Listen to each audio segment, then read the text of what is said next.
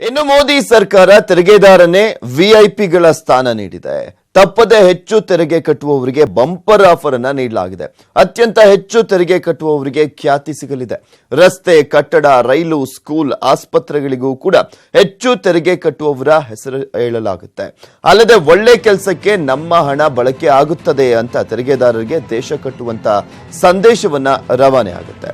ಇನ್ನು Hindu, Muslim, Christian ಧರ್ಮ ಗ್ರಂಥಗಳಲ್ಲೂ ಕೂಡ ಸಾಲ ಉಳಿಸಿಕೊಂಡ್ರೆ ಪಾಪ ಮತ್ತು ಅಪರಾಧ ಎಂದು ವ್ಯಾಖ್ಯಾನಿಸಲಾಗಿದೆ.